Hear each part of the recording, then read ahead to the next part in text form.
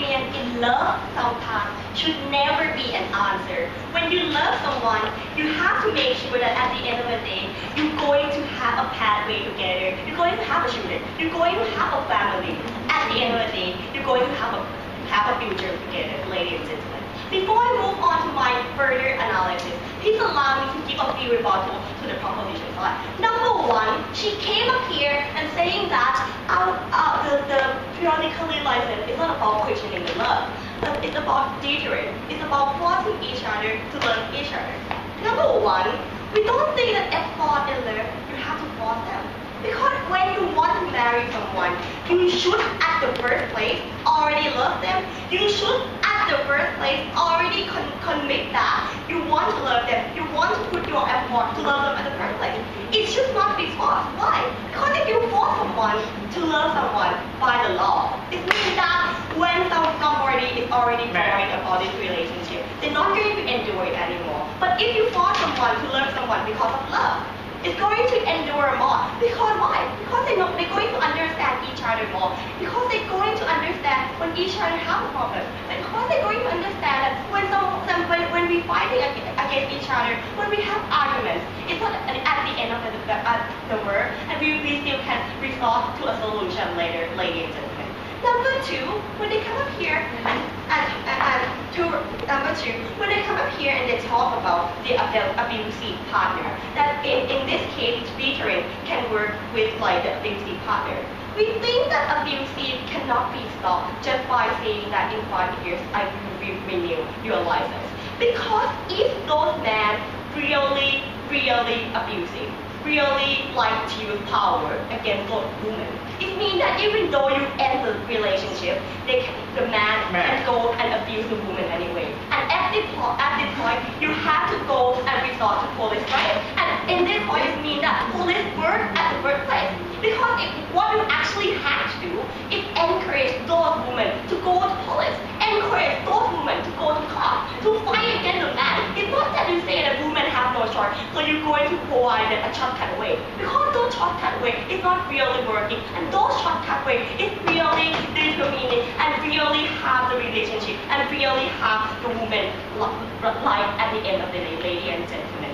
And moving on to the next rebuttal on the idea of the patriarchal society, the idea that boys should be under man and the female empowerment will be achieved under the proposition side, ladies and gentlemen.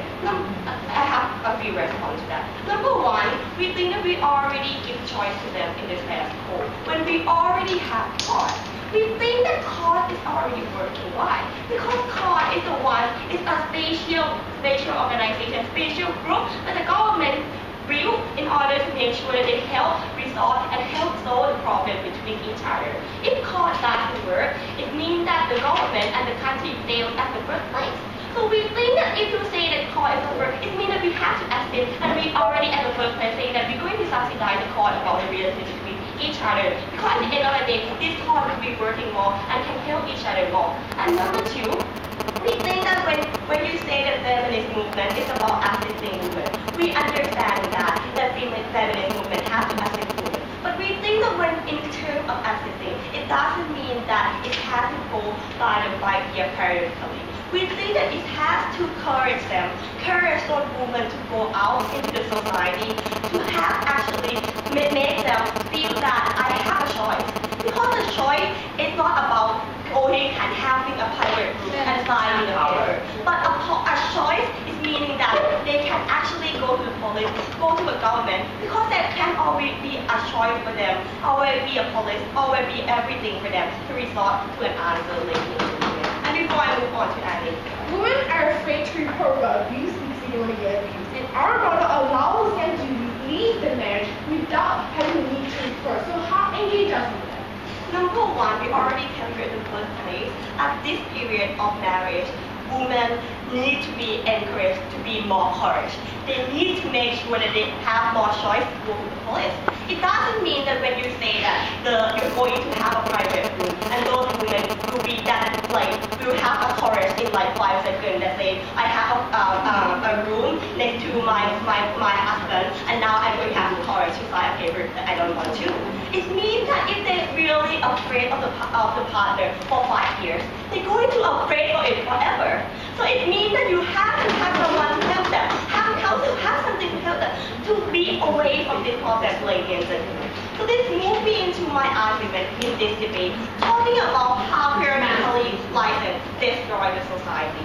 Number one, on the first level of substantiation, I talk about children.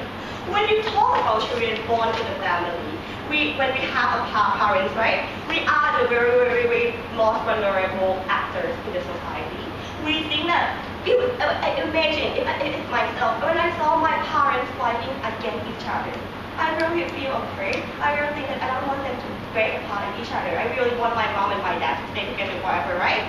In this case, of periodically society, when you fail to neglect that there are so many good families out there in the society, and there are also many families that are paranoid. So it means that at one time, those children will feel that they are afraid that their parents will be away at any time, in any 5 years. So it means that those children will have to live with that distraction, live with the idea that they will, at one time, the family might break apart. And we don't think that it's what the idea, stereotype we want to put into the society.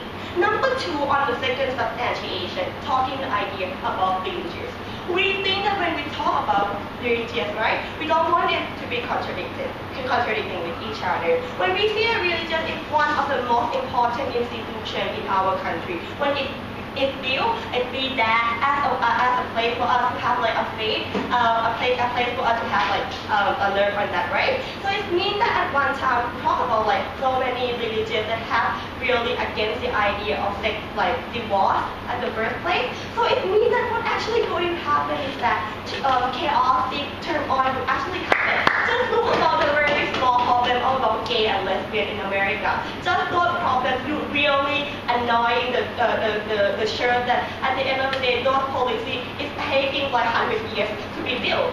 And then in the same case, if you want to do some policy that against the shirt, it's going to take a long time to happen, as well, ladies and gentlemen. So with all these reasons, we believe that sometimes convenience is not an answer. Sometimes we need some answer. We need them to really love each other. Thank you very much.